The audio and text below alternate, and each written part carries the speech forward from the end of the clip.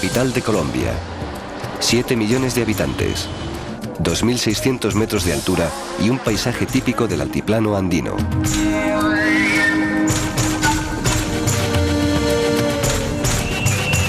Situada en la esquina noroeste de América del Sur, Colombia tiene una población de más de 40 millones de habitantes y una extensión de más de 1 millón de kilómetros cuadrados, equivalente a 2 veces la de España.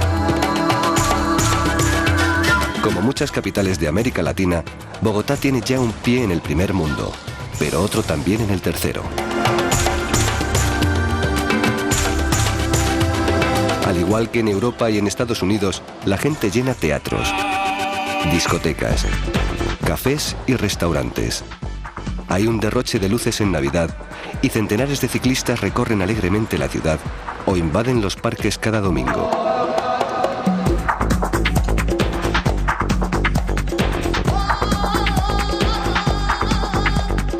Su vida parece discurrir normalmente.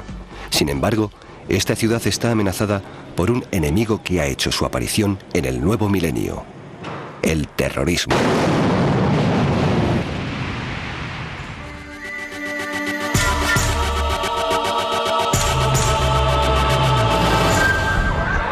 Las personas que resultaron heridas eran transeúntes. Sobre la explosión de un carro bomba en el occidente de Bogotá. Fueron víctimas de la explosión. Y como en todos los lugares del mundo donde aparece el terrorismo, la reacción de la gente es la misma: horror y desconcierto.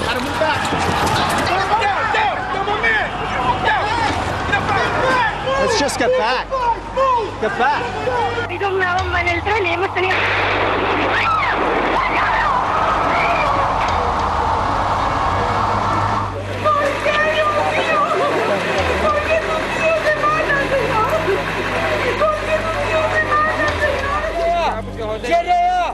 Esta situación la vive un país que, pese a todo, desde su independencia en 1810, ha mantenido una tradición democrática. Que además es un país que tiene una larga tradición institucional, de sociedad civil fuerte, de sometimiento de las fuerzas militares al gobierno civil, una democracia imperfecta, desde luego, pero una democracia real.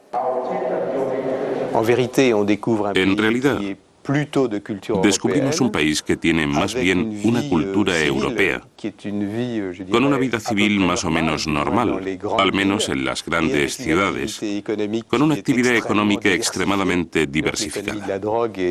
La economía de la droga es ciertamente importante, pero es marginal y, sobre todo, lo más impactante, con una élite con formación occidental, con temperamento occidental, que participa en la cultura occidental en general. Todos esos aspectos de un país maduro, sofisticado, son bastante desconocidos en Europa. La situación de violencia política vivida por el país en la década de los 50 y producida por el enfrentamiento entre los partidos liberal y conservador dio lugar al nacimiento de las FARC, Fuerzas Armadas Revolucionarias de Colombia. Posteriormente, en la década de los 60, por influencia de la Revolución Cubana y de la efervescencia que desató en toda Latinoamérica, surgió el segundo grupo guerrillero, el ELN, Ejército de Liberación Nacional. Estas dos organizaciones fueron vistas durante mucho tiempo en Europa como movimientos rebeldes impulsados por la pobreza y las desigualdades sociales. Contribuyeron a ello figuras idealistas como el sacerdote Camilo Torres. Pero hoy, la visión que se tiene de tales fuerzas es muy distinta, incluyendo la de personalidades de izquierda como el expresidente uruguayo Julio María Sanguinetti.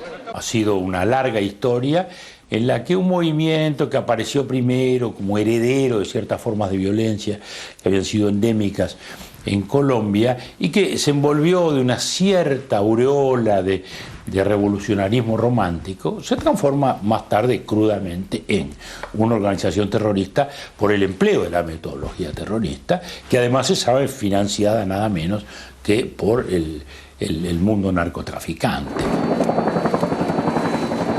Precisamente, A partir de la década de los 80, el narcotráfico, aprovechando la accidentada geografía de Colombia, implanta en el sur del país cultivos y laboratorios. En esta empresa, su aliado es la guerrilla. Aquí hay mafia porque existen estos grupos armados, y estos grupos armados existen porque hay mafia.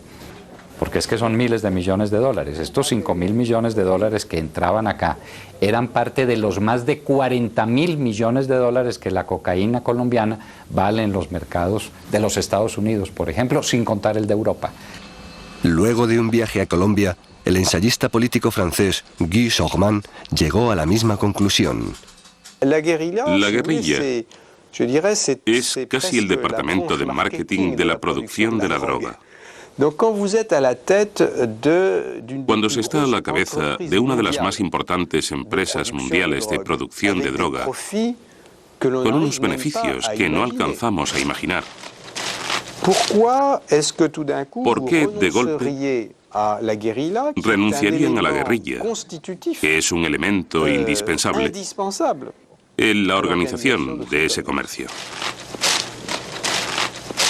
En otros países, y en concreto en Colombia, parece que esto es un dato ya no solamente evidente, sino contrastado, y además contrastado directamente por mí mismo en investigaciones que he adelantado sobre narcotráfico, donde las conexiones con las FARC o con las autodefensas parecen evidentes. La narcoguerrilla se convierte en un problema internacional. Los ejércitos guerrilleros comunistas o narcoterroristas pasan las fronteras a Ecuador, a Venezuela, afectan a países limítrofes. La situación colombiana se vuelve aún más compleja cuando surgen las llamadas autodefensas campesinas, conocidas asimismo como paramilitares, y que también se financian con recursos del narcotráfico. Movimiento fuera de la ley, surgido para combatir la guerrilla, se vale igualmente del terrorismo en sus acciones y asesina a sindicalistas, personalidades de izquierda y campesinos que consideran cercanos a los guerrilleros.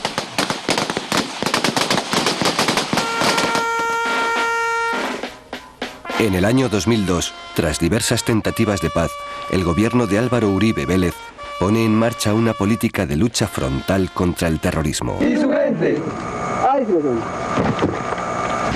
Golpeada en las zonas rurales, la guerrilla entonces opta abiertamente por el terrorismo urbano.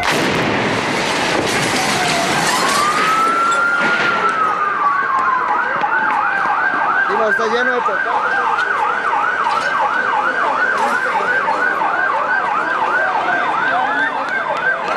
Por primera vez en mucho tiempo, el ejército, nuestra fuerza pública, está tomando la iniciativa de ir a la zona de retaguardia, donde están los principales frentes, donde están los cabecillas de estas organizaciones terroristas, especialmente de la guerrilla.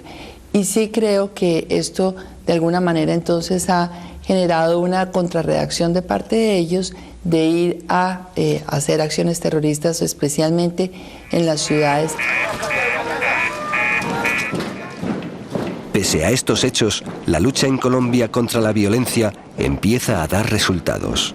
Primero, un descenso del homicidio en un 22%, una disminución del secuestro de un 29%.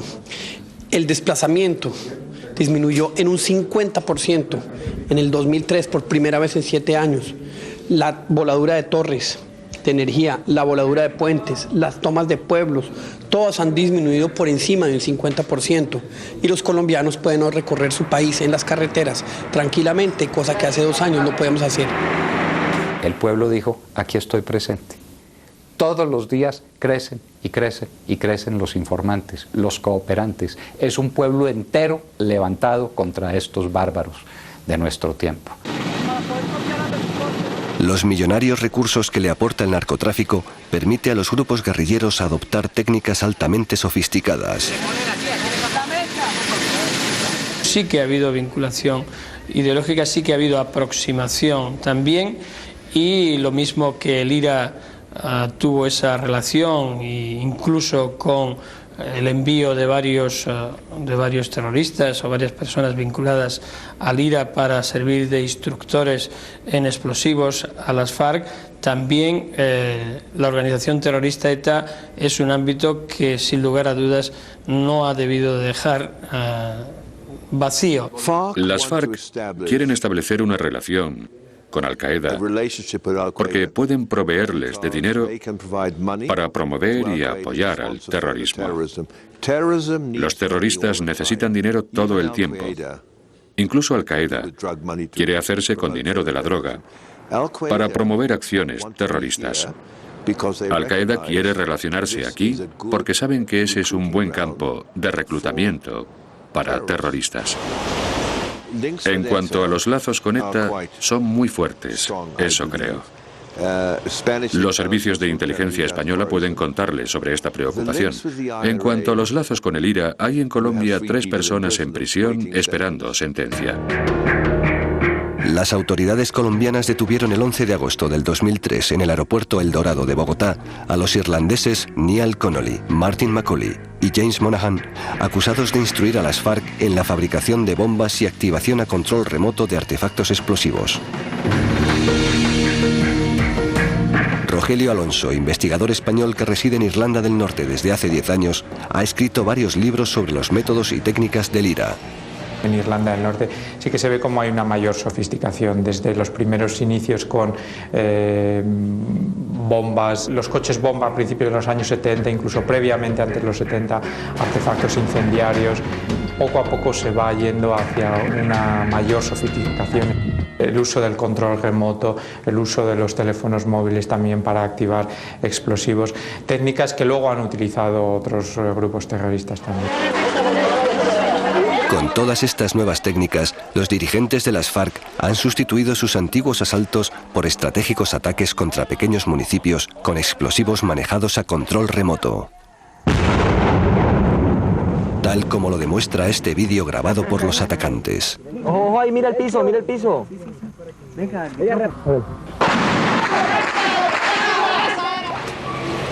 Sin entrar en combate, atemorizan a toda una población. Ahora, su arma es el miedo. No le dicen a uno que ya lo va a ver, si ahí está muerto, lo llevan a la casa, señor. Yo vivo sola en el hogar con la niña y el niño. No tengo esposo y él es bueno conmigo.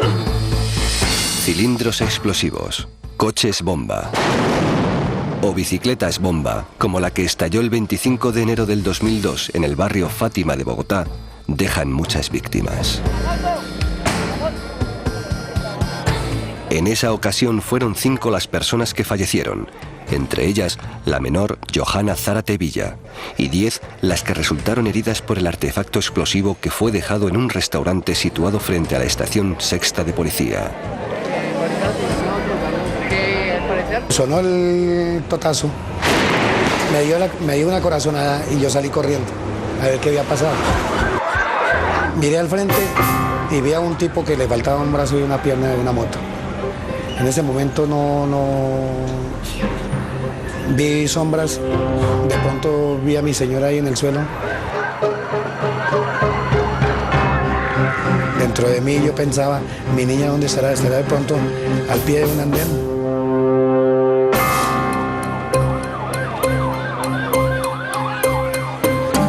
Cuando corrí como un loco y una señora me dio su niña allá muerta al pie de la patrulla. Lo que me ha sucedido no se lo decía al peor enemigo.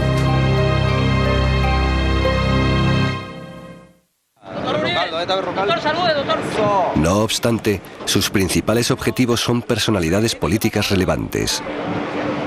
Así, el actual presidente, Álvaro Uribe Vélez, sufrió un atentado en la ciudad de Barranquilla el 14 de abril de 2002, cuando era candidato a la presidencia. El arma utilizada en este caso fue un coche bomba. De pronto, la explosión, el carro estrujado. Lo primero que hice fue mirar adentro a ver cómo estaban los otros pasajeros, mis compañeros. Entonces calculamos que estaban esperando que nos bajáramos del vehículo para dispararnos. Lo primero que tuve que hacer fue sacar yo mismo el vehículo, porque quien lo conducía estaba muy nervioso. Entonces yo lo prendí y le dije, usted simplemente manéjeme al acelerador, y yo saqué el vehículo. Y cuando ya lo logré sacar a otra vía, ya me bajé a ayudar a recoger toda la gente que quedó ahí tendida en el suelo y a despachar los heridos a las clínicas.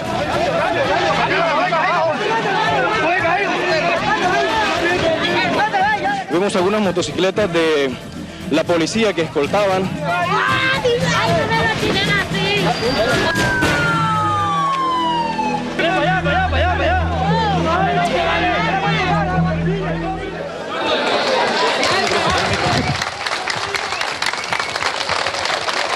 Tanto los métodos como los objetivos del terrorismo son los mismos en todas partes.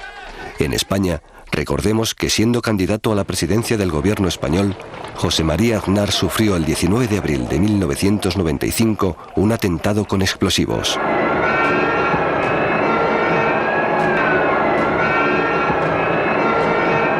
Esto fue en un coche bomba en una calle de Madrid, que estalló cuando el coche en el que yo estaba pasaba por delante, por unos 70 kilos de explosivos.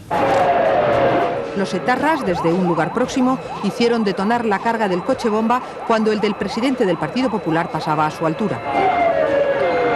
Y tuve la inmensa fortuna y el inmenso privilegio de sobrevivir. Hubo otras personas que fallecieron fueron asesinadas en ese atentado.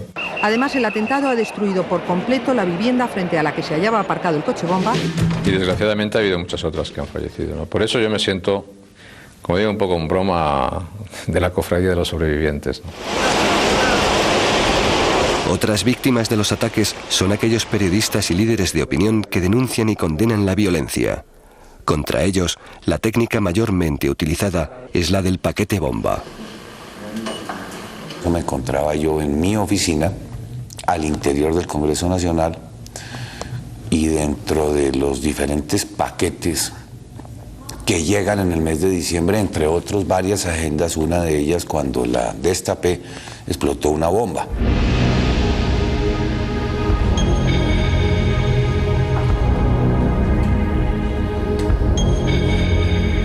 En esta ocasión, los terroristas camuflaron el explosivo en una agenda que presentaron como un regalo remitido por la propia novia del senador. Con la buena fortuna que no toda la carga explosiva detonó, tan solo un 30% de la misma. De haber explotado toda la carga, probablemente me habrían asesinado. Un atentado muy similar, perpetrado por ETA el 15 de mayo de 2001, lesionó gravemente a Gorka Landaburu, periodista y miembro fundador de Gesto por la Paz. Eso fue 2 días después de las últimas elecciones autonómicas, elecciones importantes, donde se constituía el nuevo Parlamento Vasco. Y yo recibí un paquete bomba en mi casa que tuve la desgracia de abrir, pero con la gran suerte de que el artefacto sí me tocó de lleno, me destrozó las manos en cierta manera, como se puede comprobar, y me dejó ciego del ojo izquierdo. Landaburu ha salvado la vida, aunque ha perdido el dedo pulgar de la mano derecha. Yo tuve suerte porque el correo que recibí, lógicamente lo habría sentado en mi salón, al lado de mi hija, a la noche cuando volvía del trabajo, pero ese día no lo abrí porque volvía de las elecciones y estaba cansado y lo dejé en mi despacho. Y lo abrí al día siguiente, con la suerte de que tuve como respaldo el sillón de mi despacho, que llevó gran parte del impacto de ese paquete bomba compuesto por 150 gramos de dinamita, que solo me afectó a las manos y al ojo. De los ataques selectivos se pasa a los atentados masivos contra la población. Bares, discotecas y centros de diversión en general, donde se reúnen sobre todo los jóvenes, se han convertido en los objetivos primordiales.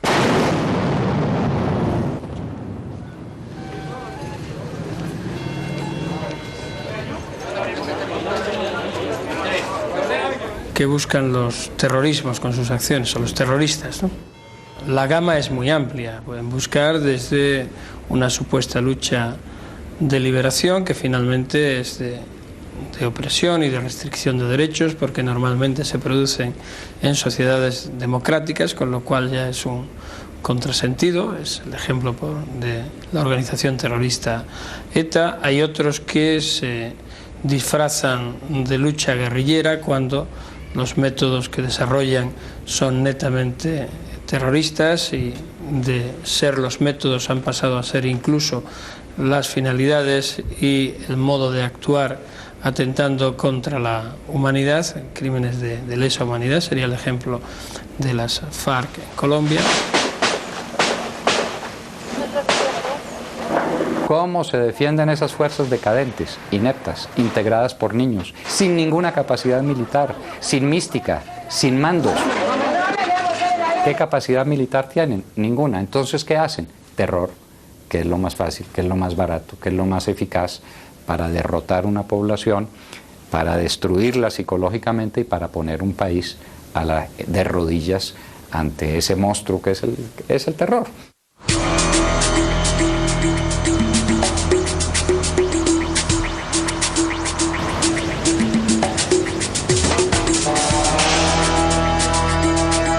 Pero en los países golpeados por esta clase de acciones, la reacción de la población es similar.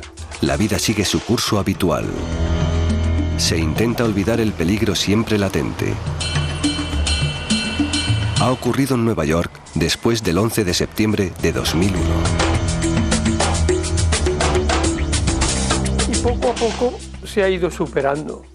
De todas formas, hay un porcentaje, un 10%, de las personas que perdieron a familiares, perdieron el trabajo, perdieron los hogares, que todavía viven con lo que los psiquiatras llamamos el estrés postraumático, que quiere decir que todavía tienen pesadillas, que están trabajando y de repente sienten esa sensación de terror que sintieron, o incluso las imágenes, esas imágenes que se guardan en la memoria emocional, son imágenes sin palabras, pero imágenes aterradoras, ¿no? Como ver personas caer, los cuerpos destruidos.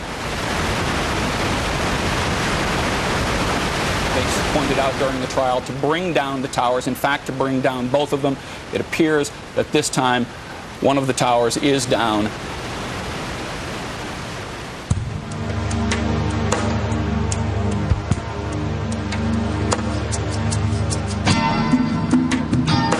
En Colombia sucede lo mismo. El temor se elude, la vida sigue. Quien visita esta tierra descubre que el país hace todo lo posible para olvidar el miedo y las amenazas. Reinados de belleza. Partidos de fútbol.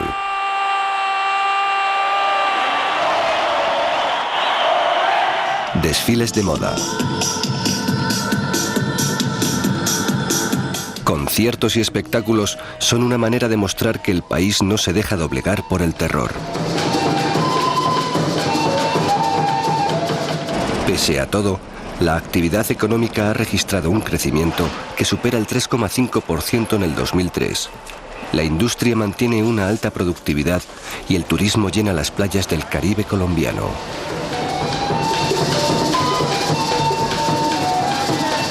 La gran mayoría de los seres humanos superamos las peores adversidades. Si no, nuestra especie no hubiera podido sobrevivir tantos miles de años. Los empresarios y periodistas más importantes del país se han acostumbrado a vivir con la protección cotidiana de escoltas.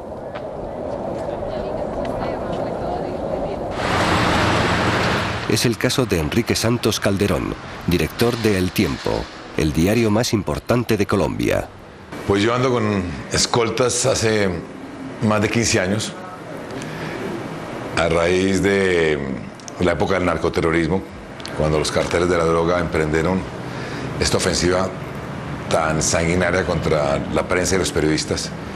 Ahora es el conflicto armado, ahora son los paras, son los guerrilleros, inclusive los políticos corruptos. Entonces, la prensa colombiana sigue bajo un fuego cruzado que nos exige, desgraciadamente, estas medidas de protección.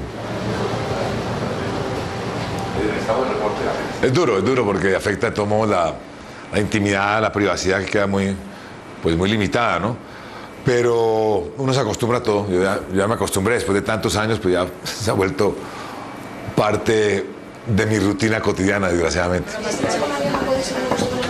Una situación muy similar a la que se vive en otros países como España.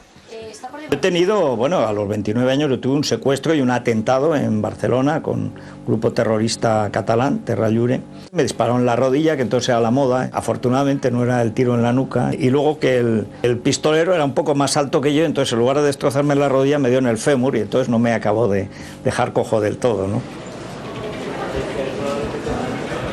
Después he tenido las amenazas habituales de ETA que tienen casi todos los periodistas, digamos, que llegan a un cierto nivel, ¿no? Como todos aquellos que públicamente nos hemos manifestado contra el terrorismo, he recibido amenazas. También fui objeto de un atentado frustrado, afortunadamente, y esto, de todas formas, yo quiero añadir que no es nada extraordinario, porque es lo que le ocurre a todo intelectual, profesor de universidad, periodista, político, juez, etcétera, que se mantiene firme contra el terrorismo.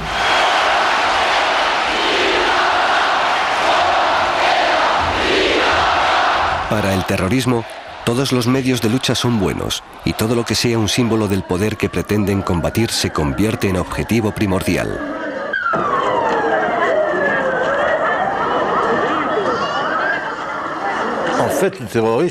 De hecho, el terrorismo siempre ha sido una gran amenaza, ¿no? Siempre ha existido el terrorismo vasco, el terrorismo irlandés, el terrorismo corso.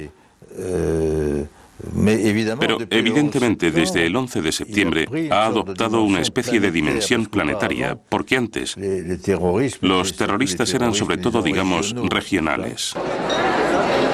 En el caso colombiano, el atentado terrorista más grave que se ha producido ha sido el perpetrado contra el club El Nogal, en Bogotá. En el lenguaje de las FARC, este centro era un reducto de la burguesía y de la oligarquía. Esto no es un club de élite, este es un club donde el trabajo es la base para ser el socio ideal de este club, donde no se recibe la gente por abolengos. Además de lugar de encuentro de empresarios y profesionales, el club era un activo centro cultural.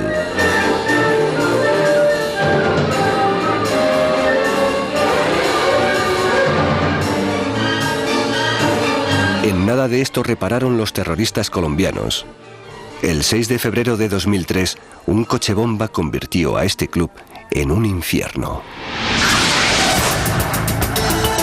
Mucha atención, una grave explosión acaba de registrarse en el norte de Bogotá, en el club El Nogal.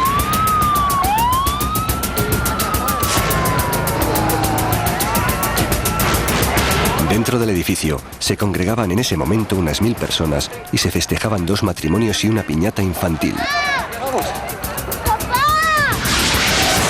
A las 8:15 de la noche explotó un carro bomba. Vamos inmediatamente a las imágenes, lo que ustedes pueden ver.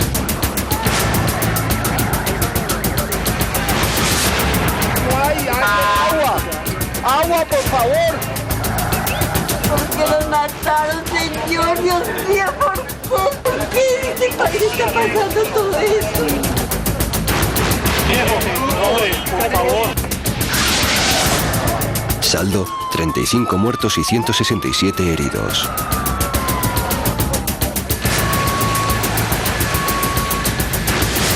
María Camila García y su hermano Emilio, que comían esa noche en la cafetería del club, perdieron a sus padres y a sus hermanos. Ella permaneció toda la noche bajo los escombros, en muy mal estado, pero sobrevivió y se convirtió en un símbolo de esperanza para muchos. Por la mañana del otro día, cuando llegué a la clínica, los médicos tuvieron que pedir de emergencia una autorización para amputarle la pierna a María Camila. Fue muy doloroso. En esa semana que duró el coma de María Camila, todos teníamos dudas de si era mejor que ella se muriera o no.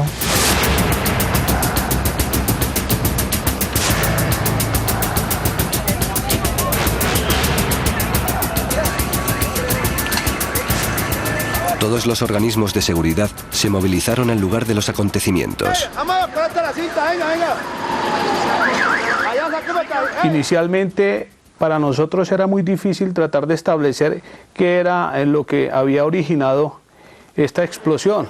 Ya en el lugar de los hechos, al observar los cráteres, pues la respuesta era un tanto lógica, desde el punto de vista que los cráteres y el cráter principal estaba ubicado en uno de los parqueaderos y había logrado atravesar tanto hacia arriba como hacia abajo el edificio.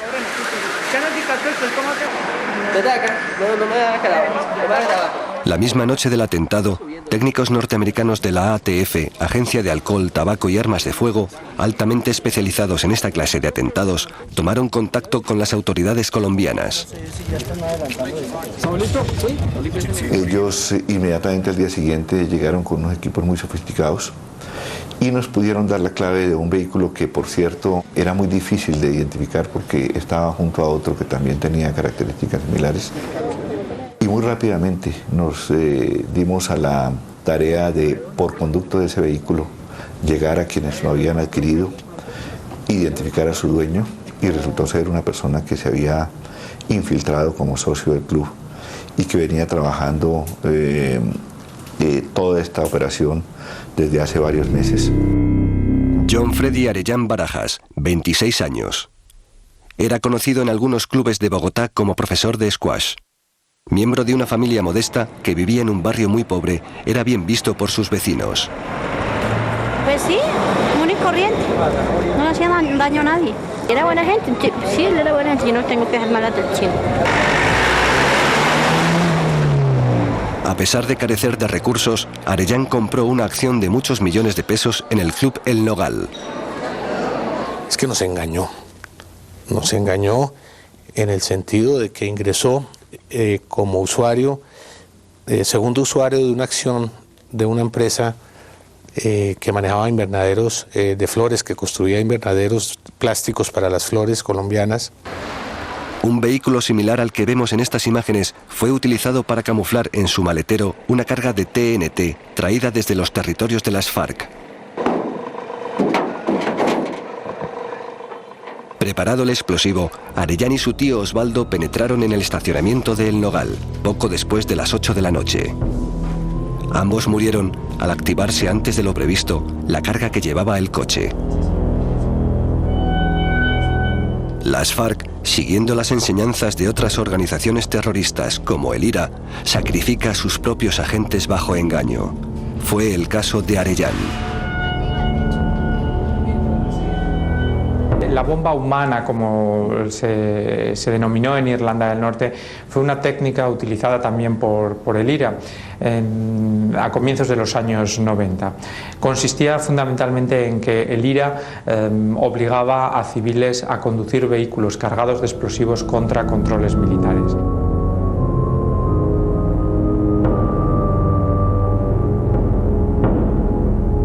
Fue un tipo de operación tremendamente cruel, brutal y que desató una gran repulsa social. En Europa y en ciertos sectores de los Estados Unidos se tiene la creencia que las acciones terroristas en Colombia tienen como único objetivo a miembros de la clase dirigente y privilegiada del país. Sin embargo, diversos casos prueban lo contrario. Ay, me lastimó ayer. Bueno. Bojayá. Esta pequeña población de pescadores en el noroccidente colombiano sufrió un ataque de las FARC el 2 de mayo de 2002. La iglesia donde se habían refugiado más de 100 ancianos, mujeres y niños del pueblo fue pulverizada con un cilindro de gas repleto de explosivos.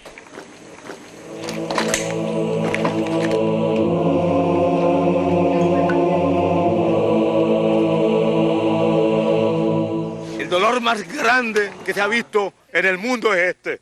Pues es poco el peladito, medio sin cabeza y sin nada. Por no tiene culpa de nada, hombre. Sin tener culpa de nada, ¿y por qué la violencia así? Mata a uno que no tiene nada, hombre. Ay, Dios mío, por Dios. Este zapatico muestra a un niño, y así como este, fueron asesinados 44 niños. Y el resto fueron las mamás que estaban aquí con los niños refugiados aquí en la iglesia.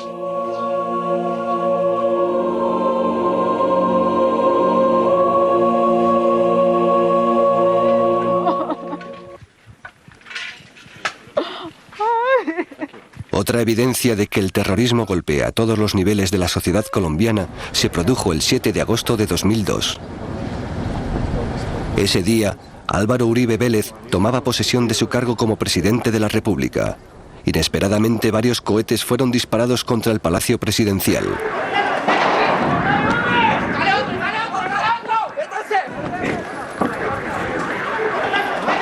El acto congregaba a diversas personalidades internacionales, entre ellas varios mandatarios latinoamericanos y el príncipe de Asturias.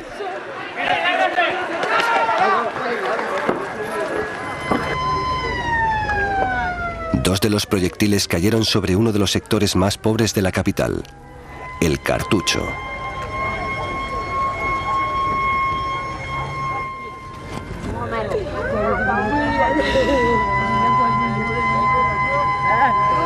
Murieron 20 personas, entre ellas 3 niños. También es trágicamente famoso el caso de esta campesina, Elvia Cortés de Pachón, a quien se le puso un collar bomba para obligarla a pagar la extorsión que se le exigía. La campesina fue sacada de su casa durante la madrugada y abandonada a la orilla de la carretera. La bomba estalló a mediodía, cuando un agente de policía intentaba desactivarla. Mejor suerte tuvo Jesús Orlando Guerrero, ganadero venezolano a quien las FARC le colocaron un collar bomba en el que estaban inscritas las iniciales de la organización.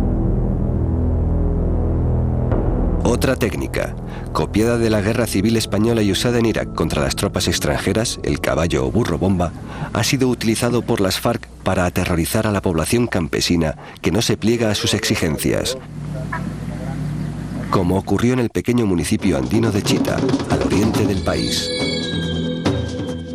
Yo llego ahí a la esquina y el caballo se paseaba y se retorcía y se estiraba y se le botaba a uno que le diera un alivio. Y el muchacho del frente, que fue el que murió, él lo enderezó. Y yo le dije al señor del lado de abajo que lo descargáramos, porque ese animal era entrarse a las tiendas. Y nadie le puso capricho. El muchacho lo enderezó y lo dejó ahí. Entonces yo me entré para acá y una señora llegó, yo le brindé un tinto y ella quedó aquí muerta. Y yo me entré ahí a esa escalera y me senté ahí y fue cuando explotó la bomba.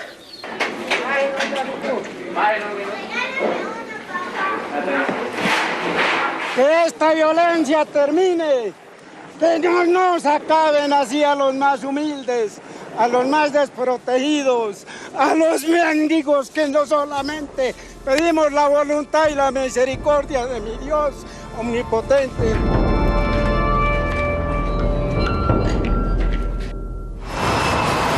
A pesar de todos estos casos, ¿se sabe realmente qué sucede en Colombia?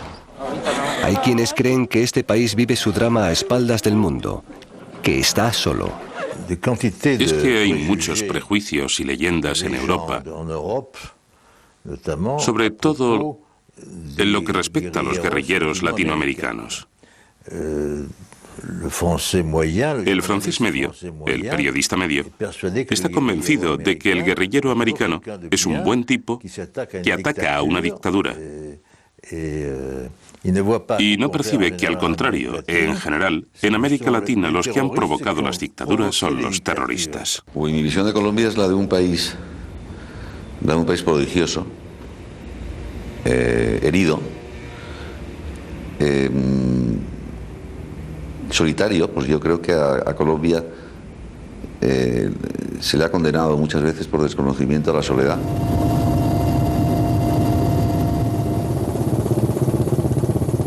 Una nación que está resistiendo, pues de una forma heroica, las acometidas del terrorismo y del narcotráfico. Yo creo que hay un aparato de propaganda de la izquierda internacional que ha romantizado al Che Guevara, al Baader-Meinhof, a la Brigate Rosse, a la propia ETA, que es nada más que una estrategia de carácter político. Ante ustedes, los soldados heridos en combate Las innumerables víctimas del terrorismo en Colombia son apenas conocidas para el mundo. como su valor y arrojo no tuvo límites. Es el caso del teniente del ejército Elber Rodríguez, quien fue gravemente lesionado por una mina unipersonal, llamadas en Colombia minas quiebrapatas. Me dirigía a ubicar unas coordenadas a un punto ya preestablecido y al accionar un GPS eso activó un campo minado que me dejó muy mal herido.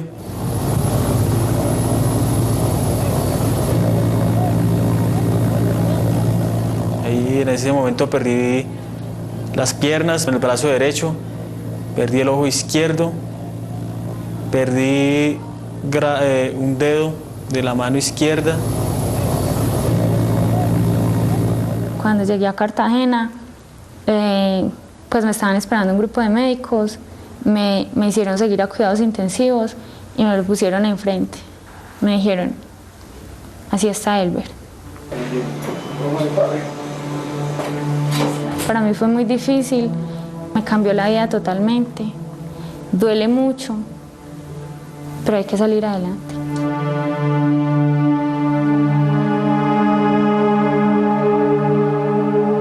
Un área que es habitada por campesinos. Es muy posible que el día siguiente lo hubiera activado un civil, un campesino, un niño. A la larga, a los bandidos, tanto de la FARC, del ELN, las autodefensas, les importa poco quién cae ahí. Tanto las FARC como el ELN han colocado minas en aquellas regiones que desean castigar. Esta forma de terrorismo, condenada por las Naciones Unidas, fue puesta en práctica por el Vietcong durante la Guerra del Vietnam, con la idea de que una persona lisiada tenía más poder intimidatorio sobre la población que un muerto.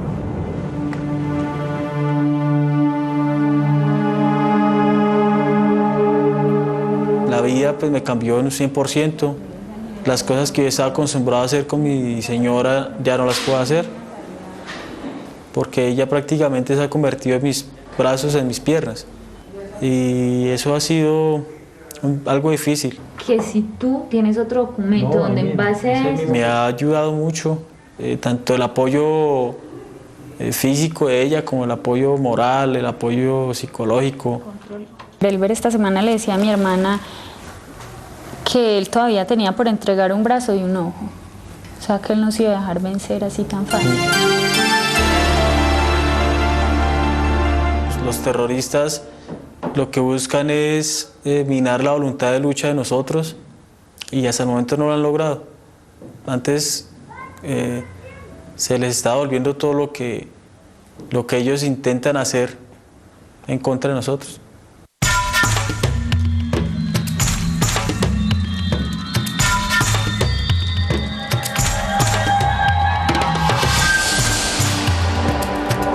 Las espesas selvas del sur de Colombia sirven de refugio a los terroristas, cuya figura más sombría es Jorge Briceño, alias el Mono Jojoy. Buen día para Munos. En este vídeo, grabado por orden suya e incautado por las autoridades, lo observamos mientras planifica un ataque. Porque van a participar otras unidades en esos lugares. Está coordinado hasta la pista y de la pista al río. Y sobre esta parte va a haber otra unidad.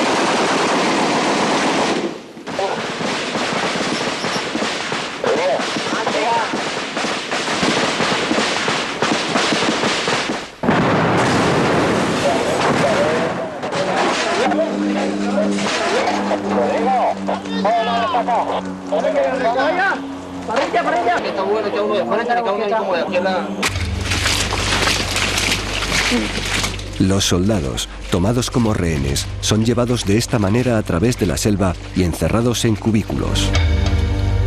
y sobre todos ellos pesa la amenaza de ser asesinados si el gobierno no acepta un canje. Pero la segunda misión es que si no hay condiciones, hay que eliminarlo. En Colombia, más de 6.000 personas han sido secuestradas en los últimos 4 años, de las cuales 310 son extranjeras.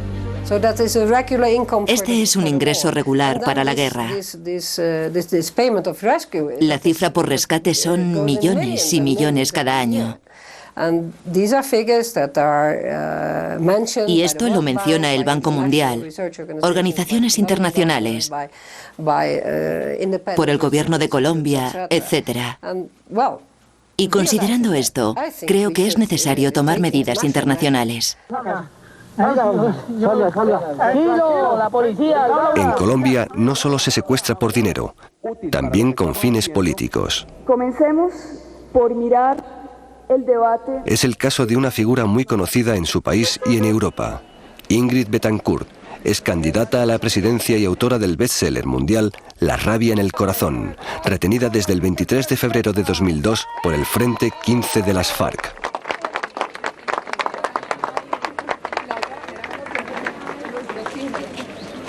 Oculta en algún lugar de Colombia para forzar al gobierno a aceptar un canje por guerrilleros de las FARC detenidos en diversas cárceles del país, Ingrid Betancourt dio a su familia pruebas de sobrevivencia en un vídeo difundido a mediados de 2003. Aquí se dirige a su hija. Imela, has estado luminosa, extraordinaria. Me has llenado la vida. Lo que estás haciendo, la manera como te has crecido, en inteligencia, en fuerza vital, son una inmensa recompensa de la vida. Me siento muy afortunada. Residente en París, Melanie Delois Betancourt tiene 18 años y estudia filosofía y lenguas orientales en la capital francesa. Desde el momento en que supo del secuestro de su madre, no ha dejado de luchar para lograr su liberación. Han sido muy difíciles, pero yo creo que si mi mamá nos transmitió algo, es lo importante que es tener fuerza y voluntad de sobrepasar obstáculos y de luchar por lo que uno sabe ser bueno y verdadero. Y yo sé que, y creo que es el espíritu en la familia, nos duele en el fondo del corazón, pero eso no es lo importante es hacer todo para que ella vuelva, para que Clara vuelva y también para que todos los secuestrados vuelvan a sus casas. Yo creo que de verdad es más un espíritu de lucha, de hacer acción y no de lamentarse, porque la verdad no sirve de nada lamentarse. Yo quiero pedirle a mi familia que al contrario apoye a las fuerzas militares y asuma con las fuerzas militares el compromiso de adelantar operaciones de rescate que puedan llevarnos a la liberación. Yo creo que ninguna persona está preparada para vivir una situación tan dura como esta. Es lo más doloroso que le puede pasar, no digo solamente a una mamá, a una familia y a Colombia. Es terrible.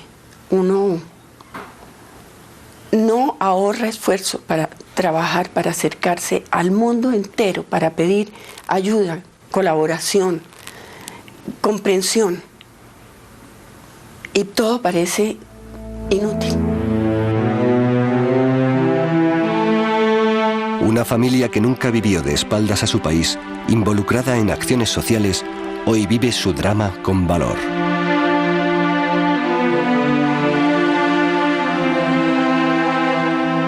Tengo la impresión que ella sabe más que nosotros lo que de verdad toca hacer, como el camino que hay que emprender. Y tenía la impresión de que ella nos transmitía su fuerza. Y no sé, ella está secuestrada y todo, pero tengo la impresión de que de verdad está libre en su mente. Rescate sí, definitivamente sí, por principio. Sin embargo, los rescates en plena selva son de alto riesgo, pues la orden es ejecutar a los rehenes cuando las fuerzas militares se acerquen al lugar donde los tienen recluidos.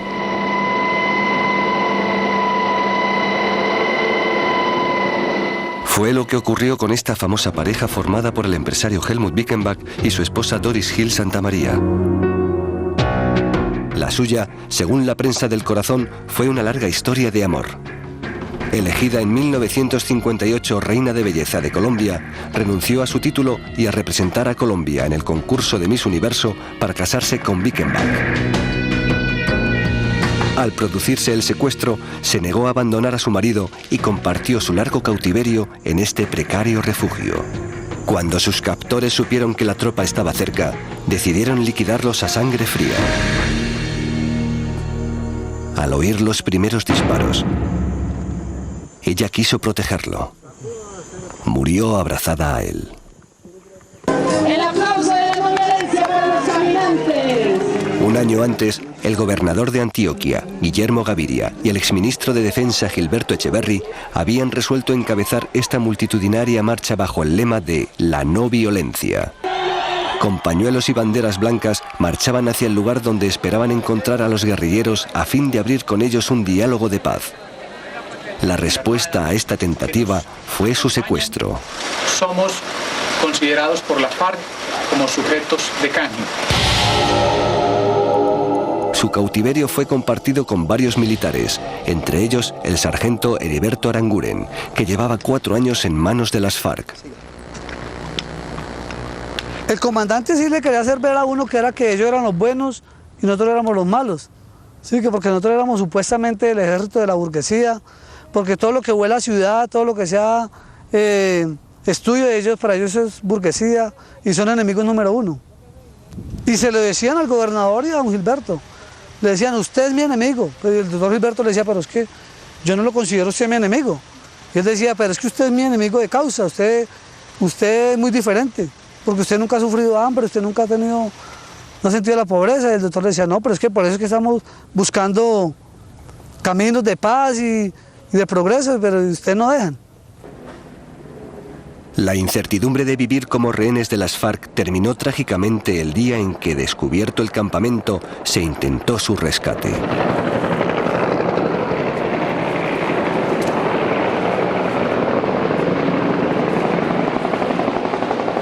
Pensamos que era un rescate, pero como los helicópteros siguieron, cuando se devuelven ya la guerrilla ya nos tiene asegurados.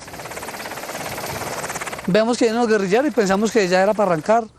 Cuando resulta, entraron fue 10 guerrilleros a la casa disparándonos así a quemarropa. Me están fusilando. Y yo rogando debajo de la cama que no me dieran. Cuando me pegan el primer disparo en la cabeza, escucho la orden cuando el tipo les dice devuélvanse y rematen. Entonces yo, Dios mío, que no me dé, cuando le da el resto y viene a mí y me pega el tiro en la pierna. Sino que yo no me quedo ni nada, entonces el tipo piensa que estoy muerto. Eso me salvó.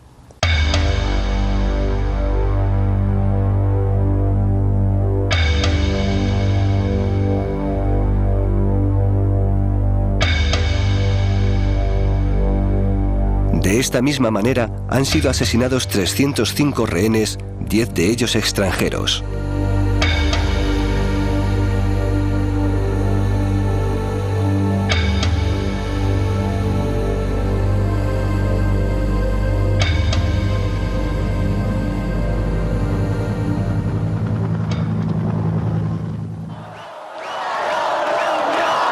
El gran capital que tiene Colombia hoy es la decisión popular y gubernamental de enfrentar el terrorismo. Una decisión que es inclaudicable, no tiene posibilidades de marcha atrás. Una decisión para superar cualquier dificultad, cualquier obstáculo. Colombia se tiene que liberar de la plaga del terrorismo y de todos los instrumentos que lo financian, como el narcotráfico. El único medio para luchar contra el terrorismo y contra cualquier manifestación delictiva o que se produzca fuera de la legalidad es precisamente actuar dentro de la legalidad. Yo creo que el terrorismo se combate con 2 elementos fundamentales, además igualmente fundamentales. En primer lugar, un Estado firme y en segundo lugar, una sociedad movilizada.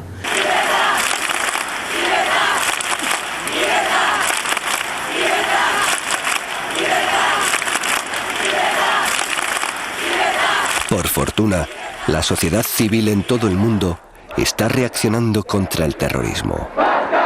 Colombia llora, pero no se rinde.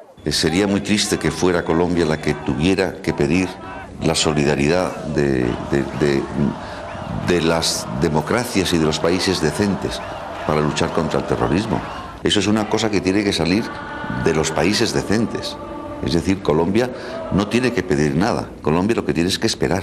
Es que esperar con los brazos abiertos a que se le abran los ojos a muchos dirigentes, a muchas organizaciones, a muchas derechas y a muchas izquierdas, que lo que tienen que darse cuenta realmente que el gran problema de Colombia es que está ese país, toda la fortaleza de ese país está en estos momentos sometida al rigor implacable de unos asesinos.